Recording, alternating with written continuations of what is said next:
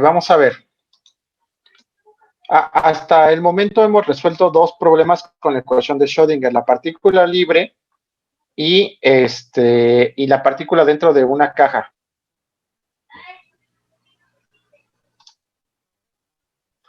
En el tema de hoy, que es funciones de onda y normalización, vamos a calcular la probabilidad ahora sí de encontrar a la partícula en algún lugar en el espacio. Entonces empezamos de una forma muy general. La función de onda que depende del tiempo y que depende de las tres dimensiones X, Y y Z. Recuerden que esta se escribía con una letra psi mayúscula y la que era minúscula no depende del tiempo, solamente de las coordenadas X, Y y Z.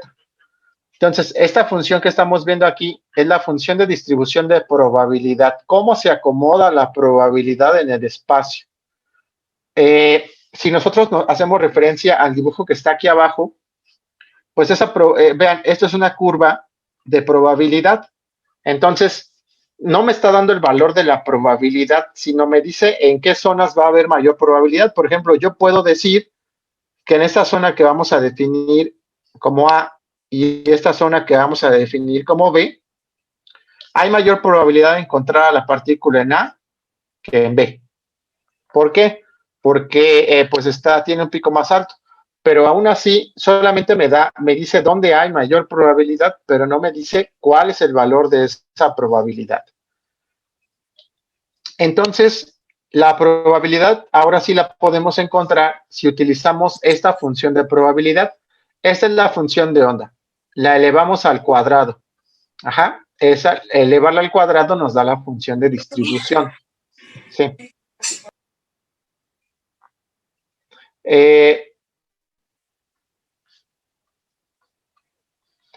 Entonces, la función de distribución es la función de onda al cuadrado.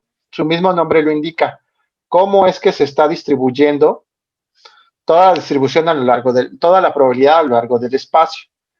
Y esta ya es la probabilidad de que la partícula se encuentre en un cierto punto. Pero vean que es una de tres, es espacial, o sea, depende de la variable X, de la variable Y y de la variable Z y del tiempo. Entonces, eso podría ser un poco complicado de resolver. De hecho, nosotros solamente hemos resuelto partícula libre y partícula en una caja, pero en una dimensión. Entonces, como que conviene pasar esta de tres dimensiones en la parte espacial a una. Entonces, ¿cómo se vería? Pues se vería la letra psi mayúscula, pero solamente, por ejemplo, en la dirección X. Se vería así, ¿están de acuerdo? Y ahora ya no sería dB, sino sería dx. Y podemos trabajar con la función de onda que es independiente del tiempo. ¿Quién era esa? Era la letra psi, pero en minúscula. Y la trabajamos en una sola dimensión. De hecho, esta es la que hemos venido encontrando para la partícula libre y para la partícula en una caja. Entonces, si esta la elevamos al cuadrado y la integramos en una cierta región, entonces eso me va a dar la probabilidad de encontrar a la partícula en una cierta región, que es como lo que hemos puesto aquí. Claro, la tenemos que integrar, ¿no? Entonces, si yo quiero calcular la probabilidad de encontrar a la partícula en esta región que he marcado aquí, lo que tengo que hacer es ver cuál es el límite inferior, cuál es el límite superior, y entonces hacer la integral de la función de onda al cuadrado en ese intervalo. Y eso me va a dar la probabilidad de encontrar a la partícula entre A y B. Entre más grande sea el intervalo, pues mayor probabilidad existe de encontrar a la partícula. Y es obvio que la probabilidad pues va a tener un valor entre 0 y 1, ¿no? Probabilidad 0% y el 1 significa probabilidad 100% de encontrarla en un lugar. Por ejemplo, si la probabilidad es 0.3, significa que hay un 30% de probabilidad de hallar a la partícula en un cierto intervalo. Pero vean, esto que dice, entre más grande sea el intervalo A, B, mayor probabilidad existe de encontrar a la partícula. Entre más grande sea el intervalo. ¿Qué quiere decir? Imaginen que nos quieren ubicar a nosotros, a alguno de nosotros. Y entonces la probabilidad de que alguno de ustedes viva en la Gustavo Amadero pues tiene un cierto valor, pero no necesariamente es muy grande, porque algunos de ustedes viven en el Estado de México, otros en la Ciudad de México, pero no en la Gustavo Amadero, otros ni siquiera en el Estado de México, la Ciudad de México, sino en otros estados de nuestro país. Entonces, si nos pidieran calcular la probabilidad de que alguno de nosotros viva en la Gustavo Amadero, sería pequeñita. Pero ¿qué pasa si nos dicen, ok, vamos a calcular la probabilidad de que alguno de nosotros viva en la Ciudad de México? Tiene que ser mayor, porque incluye a los que viven en la Gustavo Amadero, pero incluye también a los que viven en las otras delegaciones o alcaldías. ¿Están de acuerdo? Ahora, ¿qué pasaría si nos pidieran calcular la probabilidad de los que viven, no sé, en los estados céntricos o más cercanos a la Ciudad de México? Morelos, Puebla. Entonces, la probabilidad de encontrar, de que alguno de nosotros viva en esa zona es mayor. Y supongan que el universo, o sea, que el universo de probabilidad fuera México. Entonces, la probabilidad de que alguno de nosotros esté en México es 1. ¿Están de acuerdo? Sería la máxima probabilidad. O sea, sabemos que existe una probabilidad del 100% de que estemos en México. Tal vez para algunos existe una probabilidad alta de que estén en el Estado de México, pero no tan alta como estar en México, porque muchos otros viven en otros estados. Si preguntamos por los que viven en la Ciudad de México, tal vez sea menor. Y de ahí, si damos una alcaldía en particular, pues la probabilidad es menor. Y si de esa alcaldía damos una colonia en particular, pues la probabilidad cada vez va a ser menor, menor, menor. A esto hace referencia a esto. Dice, entre más grande sea el intervalo, pues mayor tiene que ser la probabilidad de encontrar a la partícula.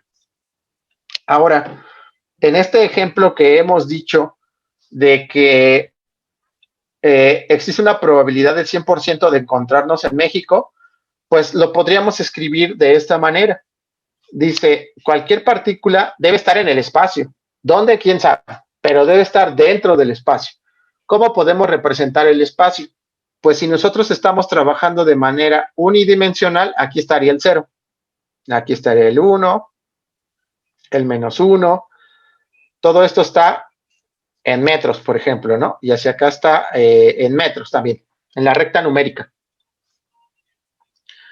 Aquí está menos infinito y aquí está infinito. Entonces, si yo integro desde acá hasta infinito, ¿qué es lo que me va a dar? La probabilidad de que esté ahí tiene que ser el 100%. Si yo integro de -1 a 1, la probabilidad de que estén ahí debe ser menor, pero si yo integro de menos infinito a infinito, la probabilidad de que estén ahí en la recta numérica es 1. Y esto lo representamos así. Recuerden que si al cuadrado de x, la integral de eso daba la probabilidad, y esto significa que la probabilidad de encontrarlos en el espacio es igual al 100%. Ok, ¿para qué nos sirve esta idea? Pues cada vez que quieramos calcular probabilidad, debemos trabajar con una función normalizada. ¿Qué significa normalizada? Significa que no hay ninguna variable que yo conozca, más bien no hay ninguna constante desconocida dentro de la función, y que aparte, cuando yo integro la función de menos infinito a infinito, me da 1. Es decir, que está hecha para que cuando yo calcule las probabilidades sobre todo el espacio, pues dé el 100%. Y en general, pues es una constante la que debemos determinar para que se ajuste. Y ese proceso de calcular la constante se llama normalización. Todo esto que estamos platicando, de que la función de onda al cuadrado por un diferencial de volumen da la probabilidad de encontrar a la partícula en determinado volumen, fue una idea del físico alemán Max Born en 1926. Vean cómo todo está más o menos en el mismo intervalo de tiempo, ¿no? Desde 1900 con Max Planck, que propuso el valor de H y la cuantización de la energía de los electrones en el cuerpo negro, pasando por Albert Einstein cuando dijo que los fotones tenían, que la luz se podía comportar como partículas con energías cuantizadas, de Broglie, ¿no? Y así todos fuimos avanzando en el tiempo y ahora vamos en 1926. Y a todos los que hemos mencionado, además, les han dado el premio Nobel por los descubrimientos. Bueno, pues también a Max Born le dieron el premio Nobel en 1954. Ok, vamos a ver este proceso de normalización con un ejemplo que ya hayamos hecho, que es el de la partícula en una caja, que fue el tema de la clase pasada. Entonces, dice, recordemos el problema de una partícula en una caja. ¿Qué es lo que dijimos? Nosotros tenemos adentro un electrón. Ese electrón se puede mover en una dimensión hacia acá o se puede mover hacia acá. Pero dijimos, ok, tiene unas paredes de energía, no necesariamente paredes físicas de cartón, de madera, sino pueden ser como campos eléctricos de tal forma que cuando la carga quiere venir para acá, la rebotan, ¿no? Por la fuerza. Imaginen que fuera una carga, una placa de carga negativa. ¿Qué va a sentir acá este electrón cuando se venga hacia la placa? Pues va a sentir repulsión. No se va a poder pegar, sino se va a regresar como si chocara. Y esta cajita, entonces, es como que atrapamos a un electrón y el electrón no se puede salir porque requeriría una energía infinita para poder salirse. Entonces ahí está confinado y está dando ahí oscilaciones, ¿no? Y ya vimos que se parecía mucho a una onda estacionaria. El ancho del pozo es L. ¿Y qué dijimos? Aquí la energía va a ser infinita, o sea, nunca puede pasar por acá, ni puede pasar en esta zona. Se requeriría una energía infinita para estar aquí, o sea, no puede. Y aquí adentro va a ser como una partícula libre, o sea que la energía va a ser cero, la energía potencial, porque sí va a tener energía cinética. Entonces, es libre de moverse aquí, pero no en otros lados. Cuando resolvimos la ecuación de Schrödinger, encontramos que esta era la función de onda, donde n es el estado de la partícula, ¿no? Estado de energía. Vean que nunca dijimos en esa clase quién era D, porque todavía no podíamos hasta no aplicar el proceso de normalización que vamos a hacer en este momento. Entonces, lo que vamos a hacer hoy es calcular D de tal forma que cuando yo lo meta a esta ecuación me dé 1. Vamos a ver. Vamos a empezar. Dice, para normalizar esta función, pues debemos integrarla sobre todo el espacio, o sea, de menos infinito a infinito, e igualar a 1. Entonces, ¿qué debemos hacer? Elevar al cuadrado la función. Entonces, la función de onda era esta, y la elevo al cuadrado. Y pues bueno, el cuadrado pasa a la d, sería d cuadrada, y el cuadrado pasa al seno, y sería seno cuadrado del argumento, que es el mismo. Bueno, pues este valor de d tiene que cumplir que la integral de menos infinito a infinito de todo esto me dé 1. Ajá. Ahora, pues hacer integrales infinitas lleva su tiempo, ¿no? Pero aquí tenemos algunas restricciones para la función de onda. Para la función de onda dijimos lo siguiente: no puede estar aquí. Cuando nosotros vimos las condiciones a la frontera, dijimos la función de onda va a ser 0 aquí y la función de onda va a ser 0 de este lado. Y aquí la función, pues puede tomar cualquier valor, pero no siempre va a ser 0. En algunos puntos lo puede ser, pero no en todos. Pero aquí sí, siempre va a ser 0 para x menor a 0 y siempre va a ser 0 para x mayor a l. ¿Cómo se escribe esto en una ecuación definida por secciones? Aquí es 0 para x menor a 0. Ok, y la función de onda vale d seno de n pi x entre l para 0 para x mayor a 0 pero menor a l, o sea, dentro del pozo. Y vuelve a valer 0 para x mayor a l. ¿Están de acuerdo que esta es una función definida por secciones? Ahora, ¿cómo hacemos la integral de algo que está definido por secciones? Decir que x es menor a 0 son todos los negativos hasta el menos infinito. Decir que x es mayor a l son todos los números que son mayores a l hasta el infinito. Hasta el menos infinito, hasta el infinito.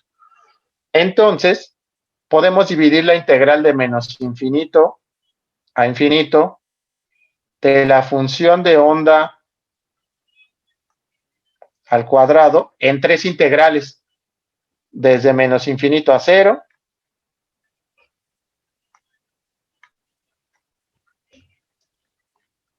más desde 0 a l,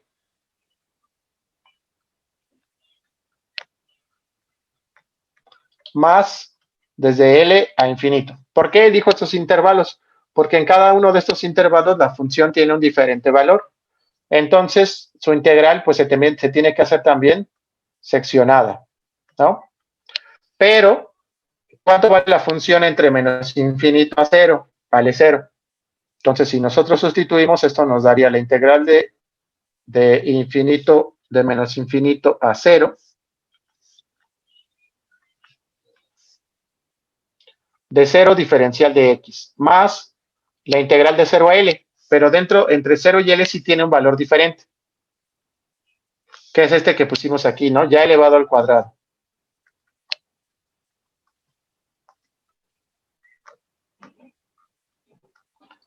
Más la integral de L a infinito, de 0 diferencial de x. Pues es claro que esto va a valer 0, que esto va a valer 0, y entonces la integral de menos infinito a infinito de phi x al cuadrado de x es igual a, pues solamente sobrevive este término, ¿están de acuerdo? De 0 a L, d al cuadrado, seno al cuadrado de n pi lx dx. ¿Y cómo empezamos a hacer una integral? Pues lo mejor es sacar lo que es constante. Entonces, sacamos al d cuadrada y nos queda la integral de 0 a L de seno cuadrado de n pi lx dx. Ajá. Ahora hay que hacer esta integral, que es un seno al cuadrado, ¿no? Entonces aquí ya hemos puesto cuánto vale esa integral. Aquí está seno de ax, es x sobre 2, menos seno de 2 veces ax sobre 4a más una constante de integración. Entonces podemos hacer esta integral. Vamos a hacer primero la integral y luego lo pegamos en toda esta estructura, ¿no? 0 a L, seno al cuadrado de n pi entre lx dx. Si le aplicamos esta fórmula sería x sobre 2, evaluado de 0 a L, más, menos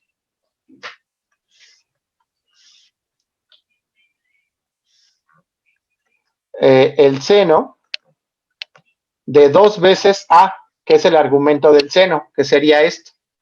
Entonces me quedaría 2n pi l x, ¿no? El 2 apareció de este 2. Todo esto dividido entre 4 veces el argumento, que sería n pi l, y evaluado desde 0 hasta l. Ya no lleva la constante de integración porque esta era una integral definida. A ver, evalúen esto y díganme qué obtienen.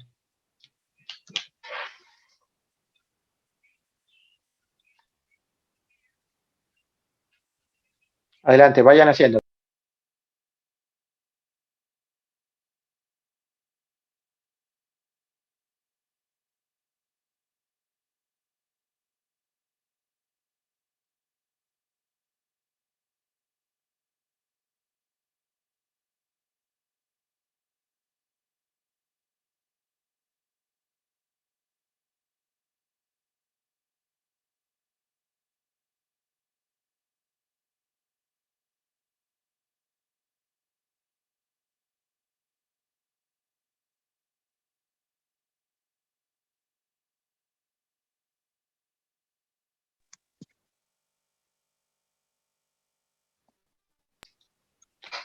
¿Qué obtienen?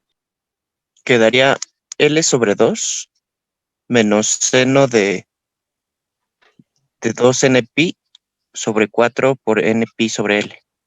A ver, quedaría L sobre 2 menos seno de ¿qué? De 2n pi. Ajá. 2n pi. Ajá. Sobre 4n pi L. Ah, ok, excelente. Entonces, vean, al hacer la integral de 0 a L de esta función, que era la función de onda al cuadrado, nos queda esto. Pero, vean, vamos a ver cuánto vale el seno de 2n pi. Por ejemplo, vamos a pensar para n igual a 1. O sea, el estado base, si yo le pongo n igual a 1, sería 2pi. Pongan su calculadora en radianes y díganme qué pasa cuando ponen seno de 2pi. ¿Qué valor les da? Daría 0, ¿no? daría 0. Ahora, vamos a ver el estado n igual a 2. N igual a 2 sería 2 por 2, 4, 4pi. Ahora metan en su calculadora 4pi. Y díganme cuánto les da. Daría igual 0. Yo también, ¿no? 0. Si le ponemos 3, nos va a dar 6pi. Y si lo metemos a la calculadora, nos da 0. Quiere decir que este valor también es 0 para todo valor de n. ¿Están de acuerdo? Aquí le vamos a poner. Aquí lo vamos a poner aquí así. Y aquí le vamos a poner, pues, el seno de 2npi es igual a 0 para cualquier valor 1, 2, 3, que son los estados cuánticos de energía, ¿no? Entonces, siempre va a ser 0. Por lo tanto, en resumen, estábamos trabajando con la integral de menos infinito a infinito de la función de onda al cuadrado.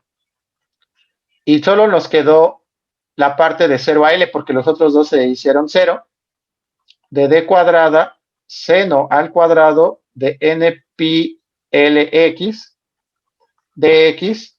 Dijimos que sacábamos a la constante D cuadrada y nos quedaba la integral de 0 a L, del seno cuadrado de N pi Lx, dx, y por lo que acabamos de hacer, pues esto que está aquí da L sobre 2, ¿no? Pero esto que está a la izquierda, el primer término, ese dice que debe ser igual a 1. Por lo tanto, lo igualamos a 1. Ok. Entonces dice, de acuerdo a la condición de normalización, pues esta integral debe ser igual a 1, ¿no? Aquí tenemos todo el resumen. Es decir, esto que está aquí, pues debe ser igual a 1. O sea, el producto de D cuadrada por L sobre 2 debe ser 1. L yo lo conozco porque es el ancho del pozo, pero D no. ¿Y qué es lo que pasa? Pues yo puedo despejar de ahí L, pasa el 2 multiplicando y pasa, no, perdón, yo quiero despejar a D. Pasa el 2 multiplicando, el L dividiendo y le saco la raíz. Aquí está. Entonces, esta es el valor que debe tener la letra D de la función de onda para que pueda estar normalizada. Es decir, que cuando yo le integre de menos infinito a infinito, me dé 1. Vamos a la probabilidad de que le encuentren en algún lugar es 1. Y por lo tanto, la función de onda ya normalizada, pues entonces ya sé cuánto vale D, ¿no? Nuestra función de onda era D seno de n pi x entre L, ya encontré cuánto vale D, pues simplemente lo sustituyo. Una vez que la función ya está normalizada, ya podemos calcular la probabilidad de encontrar a la partícula en cualquier intervalo, ¿no? Y eso es justamente lo que vamos a hacer ahora. Vean, vamos a ver un ejemplo. Dice, calcular la probabilidad de encontrar a una partícula en una caja de longitud 500 picómetros, en el intervalo de 200 a 300 picómetros en el estado base. ¿Qué significa el estado base? El estado base significa n igual a 1. Entonces aquí tenemos la función de onda, porque es una partícula en una caja. La normalizamos, ya lo hicimos acá, ¿no? Aquí está normalizada. Considerando el estado base n igual a 1 y L 500 picómetros, pues le hacemos la sustitución a la función de onda, donde veamos L, le ponemos 500 picómetros, ok, aquí y aquí. Donde veamos N, le ponemos 1, pues solo aquí y ya está. Esta es la función de onda para un pozo o una caja de ancho 500 picómetros en el estado n igual a 1. Ya está normalizada. Para calcular la probabilidad, debemos elevarla al cuadrado. Ok, ya la tenemos. La elevamos al cuadrado. Lo único que hace es quitarnos la raíz y ponernos un cuadrado acá arriba, ¿no? Y la graficamos. Cuando nosotros la graficamos, nos da esto. Esta, la función al cuadrado, si ustedes recuerdan, decía que era la función de distribución. Describe la forma en la que está distribuida la probabilidad. Entonces, lo único que me dice esta curva es que aquí hay mayor probabilidad que aquí y aquí hay mayor probabilidad que en esta zona. Pero no me dice cuánto. Para que yo pueda decir cuál es el valor de probabilidad, necesito integrar.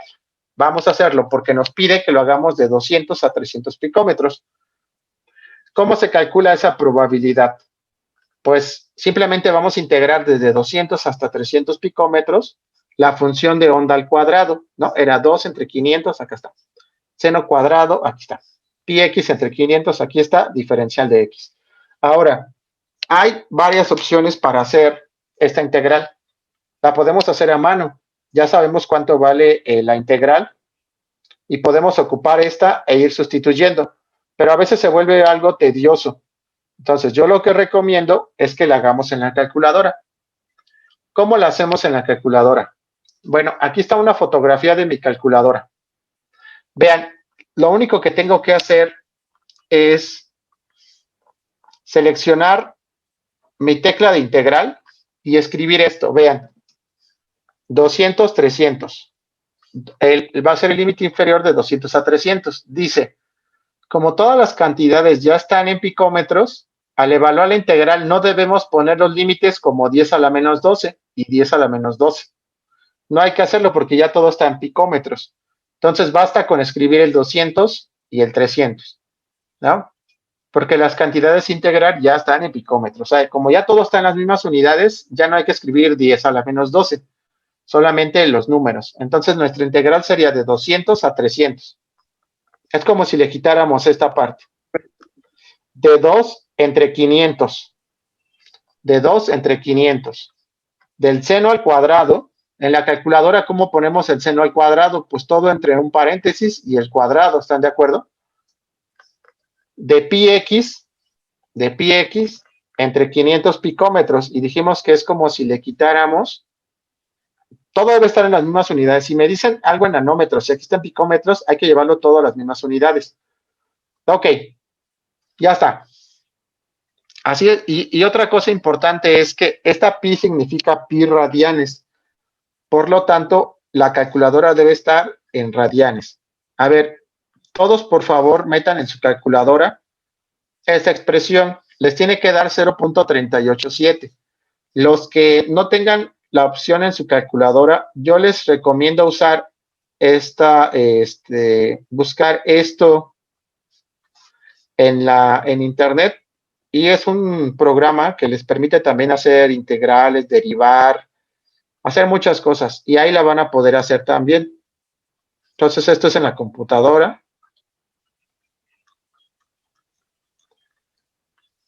Esto es en la calculadora, también la podrían hacer a mano, pero les digo, a veces se vuelve algo tedioso.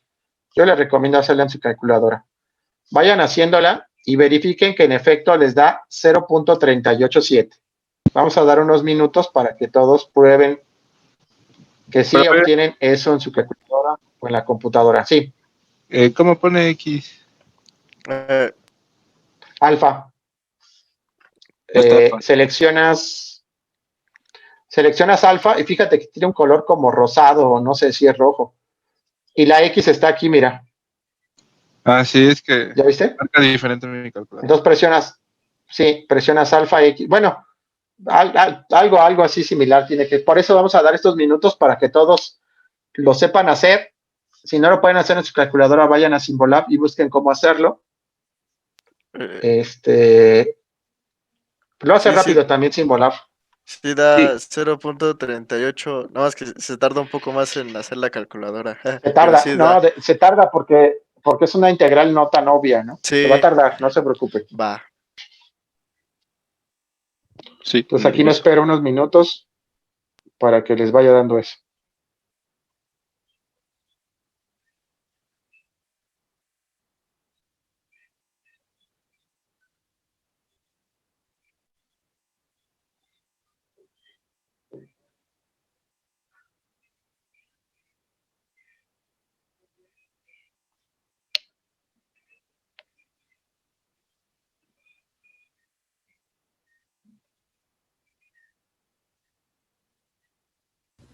Profesor, ¿cómo le hago para ponerle los límites a la integral en la calculadora?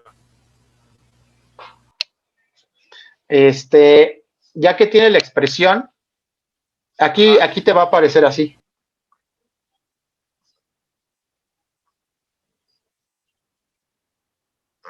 Creo que aparece así, ¿no? Sí. Pues ya con estas teclas. Ok. Con esas teclas te va a permitir moverte entre los espacios vacíos. Ok. Ok, muchas gracias. Disculpe, profe. Ujú. En la diapositiva anterior, ¿por qué elevó al cuadrado?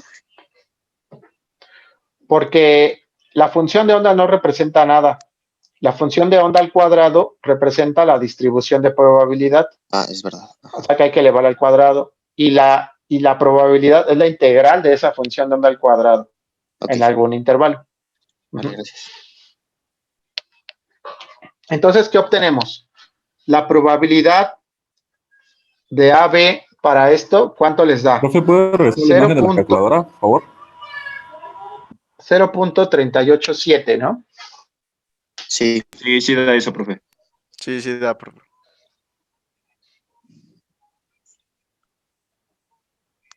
Ok. Entonces, vean, nos da en porcentaje, pues, ¿están de acuerdo que si me diera 1 sería el 100%? O sea, solamente tengo que multiplicar por 100. Entonces, en porcentaje, esto es, la probabilidad de AB sería 38.7%. Sí. ¿Ok?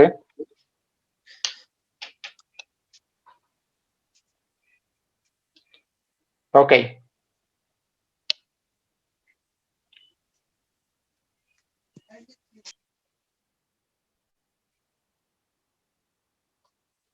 Ok.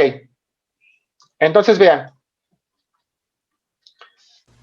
Nosotros podemos seguir calculando la probabilidad. Ah, algo muy importante. Uno pensaría que porque aquí está el pico debería tener una probabilidad del 80, del 90%, pero vean que la probabilidad es tan solo casi del 40%, porque puede estar o aquí o acá o en muchos lugares. Y vean cómo ahora la mecánica cuántica ya no puede decir dónde está exactamente una partícula, sino la probabilidad de dónde podría estar. Vamos a hacer otro ejemplo aquí, ¿no? Vamos a calcular. Bueno, Sí. a mí en el ejemplo anterior me dio 0.41. Está mal, ¿verdad? Sí, te debe dar ese valor exacto. 0.38. Sí, chécate ok. si estás en radianes, Sí, sí, sí. si no pusiste por ahí un número ahí de más. Ok, perfecto. Gracias. A ver, vamos a hacer otra prueba. La probabilidad de encontrar aquí a la partícula debería ser también pequeña, debería ser muy pequeñita, ¿están de acuerdo? Aquí es 450 a 500. A ver, vamos a calcular la probabilidad aquí. Es la misma ecuación, pero los límites cambian de 450 a 500. A ver, pónganlo así en su calculadora. Solo cambien los límites de integración de 450 a 500. Me da 6 micrómetros. 6.45 no, por 10 a la menos 6.45. 3. Por 10 a la menos 3. Ok. Entonces multiplíquenlo por 100 para que les den porcentaje y no se vea tan chiquito, ¿no? .6. 64. No, está mal, ¿no? Punto 6, ajá. 64%. Punto 64%. Entonces vean, aquí la probabilidad de encontrarla en esta zona es muy pequeñita, ¿están de acuerdo? Desde 450 hasta 500, ya la probabilidad se hace pequeñita. Ya existe poca probabilidad de encontrarla ahí. ¿Por qué hay poca probabilidad? Porque nosotros le dijimos, en la clase de movimiento, de partícula en una caja, le dijimos que no podía estar en las paredes. Dijimos, ahí la probabilidad de que esté ahí es 0. Eso fue una de las condiciones a la frontera. Entonces, por eso la probabilidad se hace pequeñita ahí.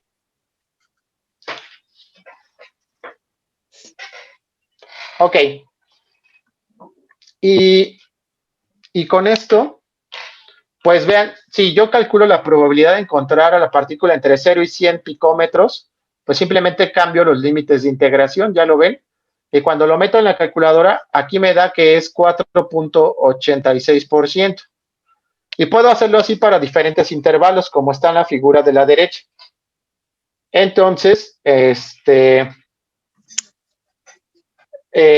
aquí la probabilidad es del 25%, del 38.7%, otra vez del 25%, del 4.86%, del 4.86%. Entonces, la probabilidad cambia a lo largo. Y esta curva me dice dónde va a haber mayor probabilidad y la integral ya me dice qué valor de probabilidad tengo.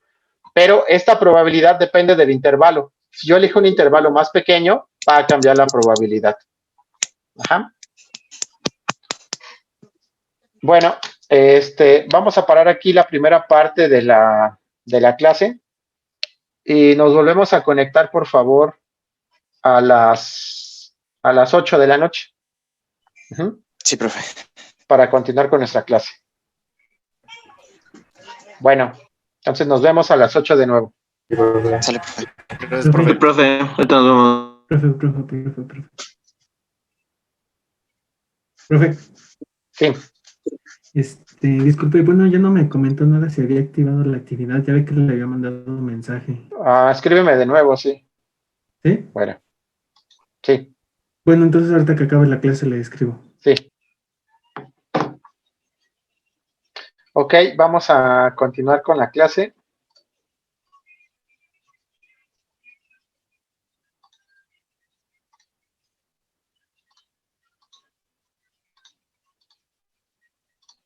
Entonces,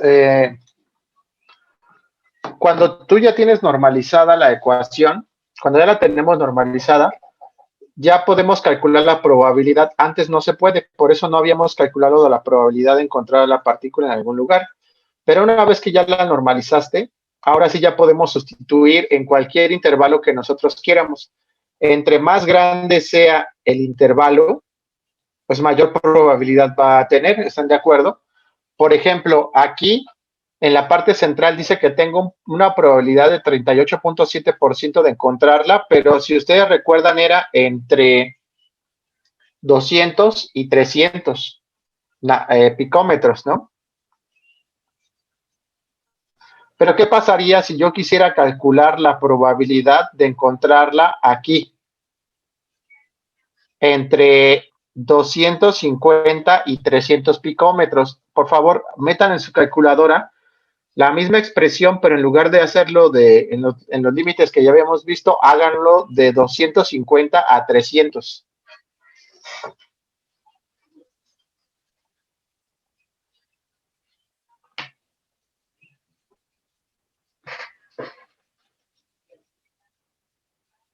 Díganme cuánto les da.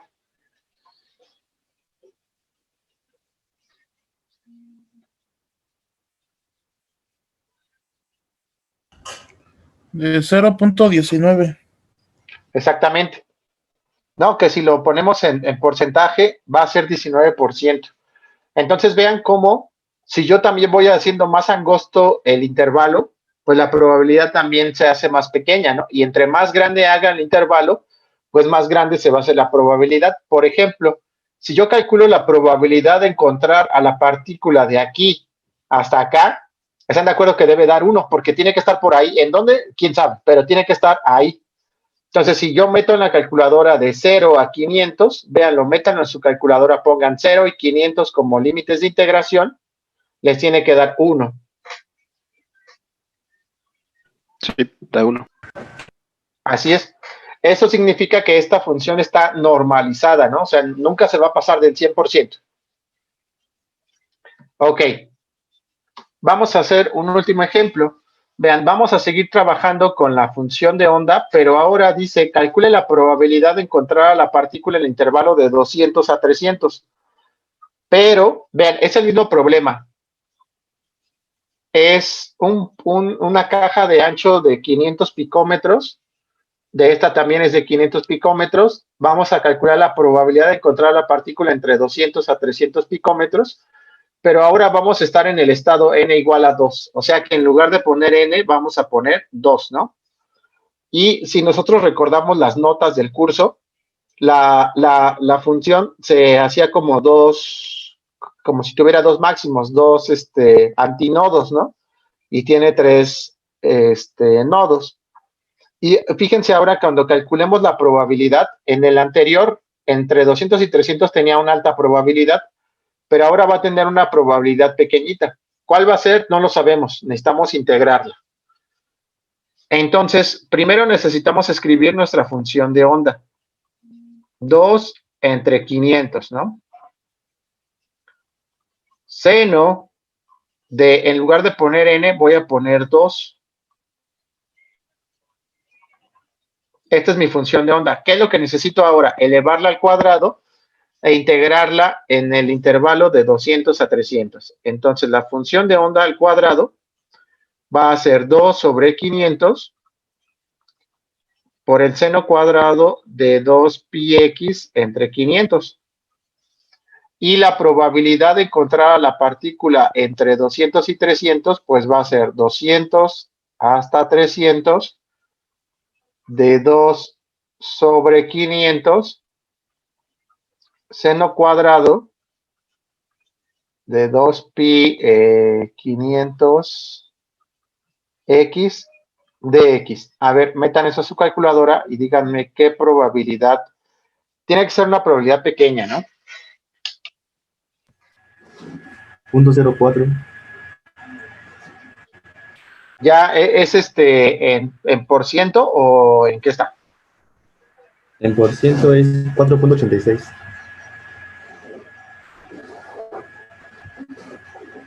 Vamos a esperar a que algún otro confirme, algún otro estudiante confirme este Sí, pero resultado. a mí también me dio 4.86 ya en porcentaje. Fue el profesor. Ok, excelente. Ya me también me da 4.86. Entonces, excelente. Entonces, vean, así es como vamos a calcular la probabilidad, ¿no? Que se puede ver desde la figura que tiene que ser pequeña y sí se corrobora. Entonces, el resumen, la función de onda al cuadrado me da la distribución, cómo se ve la gráfica de probabilidades, pero la integral ya me da la probabilidad del número. Pero antes de usarla, necesito normalizar la función. Y aquí ya hicimos el proceso de normalización, ¿no? Ok, muy bien, pues con esto terminamos la clase de funciones de onda y normalización. Déjenme compartirles Disculpe, profe. Sí. En la gráfica que tiene como dos senos, si fuera n igual a Sí. 3, serían 3. 3. Así sería como se explica. Sí, Como tres. eso se ve. Eso se ve en la otra, en la clase pasada, pero sí, serían 3. Vale, gracias, profe. Sí. A ver, déjenme ver aquí.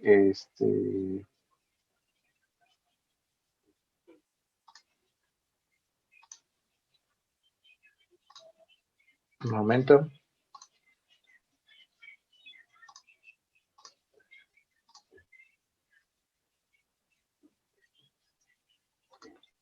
Ok.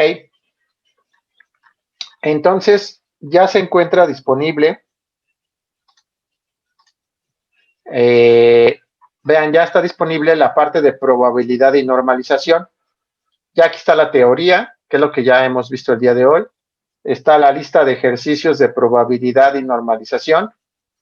Son ahí 10 problemas como siempre. No, son 7, vean. 7 problemas. Y ya está la actividad en línea sobre normalización. Entonces, ya pueden empezar a trabajar. Déjenme ahora compartirles aquí. ¿Cuándo se cierra, profe, la actividad en línea? Déjense los anoto aquí, ¿no? ¿Actividad en línea es el examen, profe? Es el examen, sí. Ok. O sea que no va a haber actividad Vean, de clase. les voy ok. a comentar cómo va a estar la evaluación del segundo parcial.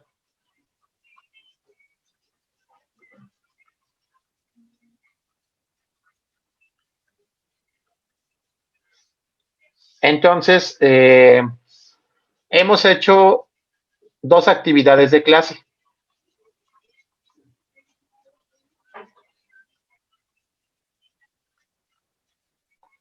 ¿Cuáles hemos hecho? Hicimos una de la ecuación de Schrödinger.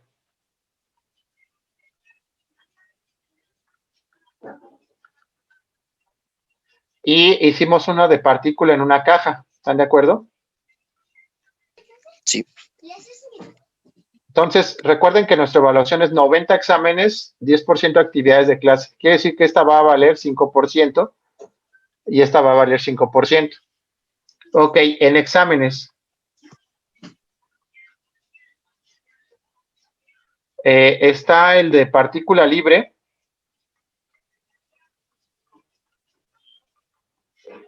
Esta partícula en una caja. Va a estar el de normalización, como ya lo vieron. Ahorita les pongo las fechas. Y tenemos siempre el examen global. El examen global va a tener los temas de estos tres, ¿no? Siempre que acabemos un parcial debe haber un examen global. Entonces, este va a tener el 20% de su calificación del parcial, el 20%, y este va a tener el 30%. Si ustedes observan esto del 90 más el 10, ya es el 100. Ok, este ya está cerrado.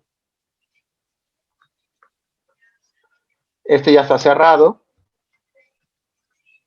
Y este ya está cerrado, ¿no?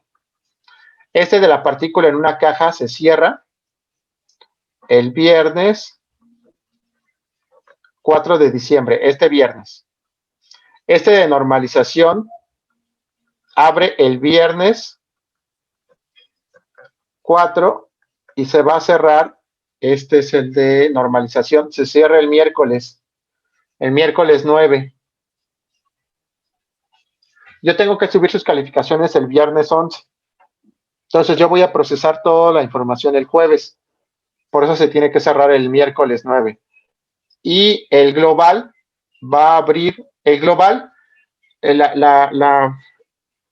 parcial pasado solo se abrió en la hora de clase, pero por aquellos que tuvieran alguna complicación o que tienen que trabajar o hacer otras actividades, va a estar abierto 2 días. Va a abrir el martes 8 y cierra el miércoles 9 de diciembre. Para que yo el jueves ya pueda procesar todas sus calificaciones. Así es como van a ser evaluados. En el examen global, recuerden que en ese examen en particular ya no pueden regresar al ejercicio anterior. Una vez que les salga un ejercicio, si le dan a seguir, ya no pueden regresar, para que tengan en cuenta. Pero en los otros ya ven que sí se pueden navegar libremente, pero en este no. Ok, es así como van a ser evaluados. Esta es su evaluación del segundo parcial. ¿Tienen alguna duda sobre esto? No, profe, ninguna. No, ninguna. Ok. Bueno, pues si no hay ninguna otra duda, concluimos nuestra clase. Profe, yo tenía una duda, pero más que nada de la lista de ejercicios. Adelante. Del último problema, del problema 6, era de sacar el ancho de 2 energías, el ancho del pozo, 2 energías. No entendí muy bien cómo se tenía ok. Sí. Dame un minuto.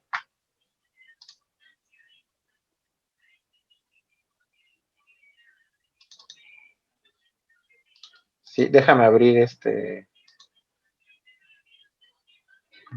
está en clases.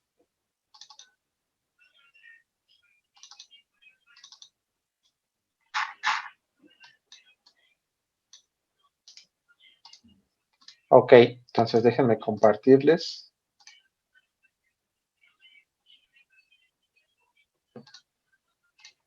Vean, tienen que basarse en el ejemplo 4. En el ejemplo 4 dice lo siguiente.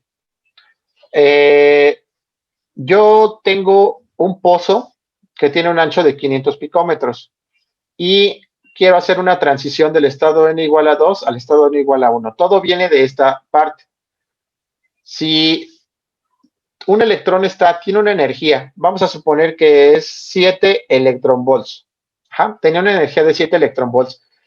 Y se va a un estado que tiene menos energía, por ejemplo, 4 electronvolts, pues están de acuerdo que tenía 7 por estar en un estado y después se fue a uno de 4, cambió. Es como si cambiara de órbita, ¿no? En el átomo de hidrógeno o en cualquier átomo, en el átomo de Bohr. Si tú tienes un electrón en una órbita y lo llevas a un estado de menor energía, pues ¿qué es lo que pasó? Tenía 7 y llegó a 4. ¿Qué pasó con esos 3 electronvolts? ¿En qué se transformaron? Se transforman en fotones, en luz. Este es el principio de funcionamiento de los LEDs. los llevan a un estado de energía, los bajan de energía y ellos se emiten en una cierta longitud de onda de acuerdo a la energía que liberan. Entonces, ¿cuánta energía liberaría aquí? 3 electronvolts, ¿están de acuerdo? Entonces, así se hace. Cuando uno está en un estado de energía, vamos a llamarle E inicial, y se va a un estado de energía final en donde la energía inicial era mayor que la energía final, se tiene que liberar energía. Y la forma en la que se libera es a través de un fotón. ¿Cómo se representa un fotón? Como una especie de onda. Así. Y abajo siempre se le pone HF. Esto representa un fotón. Entonces, cuando yo tengo mucha energía y paso a un estado de menor energía, la energía restante o que tengo que liberar la libero a través de un fotón. En este ejemplo 4 dice eso. Dice, ok, tú estás en el estado n igual a 2 y te vas al estado n igual a 1. Si nosotros vemos nuestra tablita, estamos pasando de este estado a este. ¿Están de acuerdo que este tiene más energía que el del 1? El 3 tiene más energía que el 2 y así. Entonces, ¿qué es lo que está pasando? Cuando pase al estado base o al estado n igual a 1, tengo que liberar energía en forma de un fotón. Ok, ahora, ¿cómo se da la ecuación para para este cálculo? Dice, la energía del fotón es la energía inicial menos la energía final. ¿Están de acuerdo? Ok, ahora, ¿cómo se calcularía la energía final, la energía inicial? Pues depende en qué estado esté yo. Por ejemplo, si estoy en el estado n igual a 2, aquí pongo 2 al cuadrado. Entonces voy a suponer que estoy en el estado i. Entonces aquí sería i al cuadrado, ¿no? ¿Qué más? Pi cuadrada, h barra al cuadrado, sobre 2 veces la masa por L al cuadrado. Menos, si estoy en el estado F, aquí sería F al cuadrado. No, F no es frecuencia, sino pues, el valor, ¿no? Si fuera 1, pues aquí sería 1. Si fuera del 4 al 3, aquí sería 3 y aquí sería 4. Pi cuadrada, h barra al cuadrado, sobre 2 veces la masa por L al cuadrado. Ese es el cálculo que se está haciendo aquí. El problema es que lo hicimos primero numérico E2 y luego numérico E1 y luego hicimos la resta. Pero si no lo hacemos numérico, sino lo hacemos a través de esto, entonces nos quedarían expresiones como esta. Ahora, en ese problema 6 te da la energía del fotón. ¿Estás de acuerdo? O sea, no es una variable, sino ya es un valor conocido. Tú sabes cuánto vale pi cuadrada, tú sabes cuánto vale h barra cuadrada, tú sabes cuánto vale el 2 y sabes cuánto vale la masa del electrón. Sabes en qué estado está y a cuál va.